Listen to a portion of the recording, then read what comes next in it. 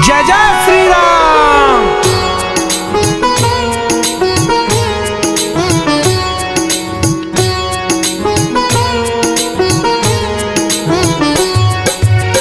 आरती उतारा भैया आरती उतारा, आरती उतारा दीदी आरती उतारा, रामायण जी की आरती उतारा, श्री रघुवर जी की आरती उतारा।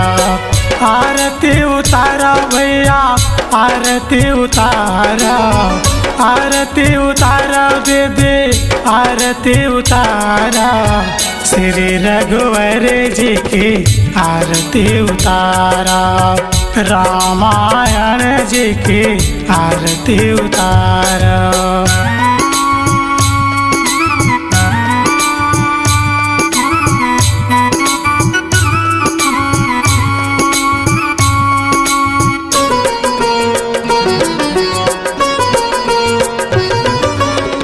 आरती श्री रामायण जी की, कीरत कलित ललित सियपी की, गावत ब्रह्मादिक मुनि नारद, बाल्मीकि ज्ञान विशारद, सुख सनकादिक से सारद, बरनि पवन सुत कीरतनी की, गावत वेद पुराण अष्टदश, छयो शास्त्र सब ग्रंथन को रस, मुनि जन धन संतन को सर्वस, सार अंश समत सब ही की।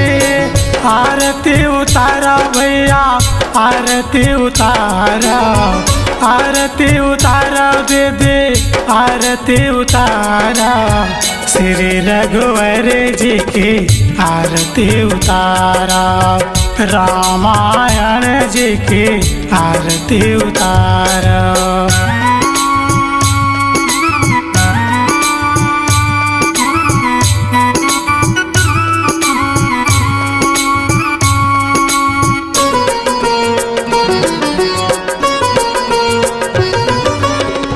आरती श्री रामायण जी की, कीरत कलित ललित सियपी की, गावत संतत शंभु भवानी, अरुघट संभव मुनि विज्ञानी, व्यास आदि कवि वज्र बखानी, काग भसुंडी गरुड़ कहिया की, कलिमल हरनि विषय रस पी की, सुबग सिंगार मुक्त जुबती की, दलन रोग भव मोरियमी की, तात मात सब विधि तुलसी की।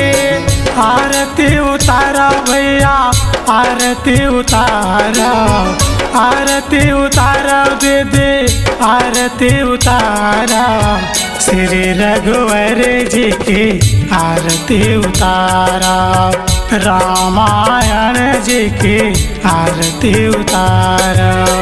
आरती उतारा भैया आरती उतारा, आरती उतारा दीदी आरती उतारा, श्री रघुवर जी की आरती उतारा, रामायण जी की आरती उतारा, श्री रघुवर जी की आरती उतारा, रामायण जी की आरती उतारा।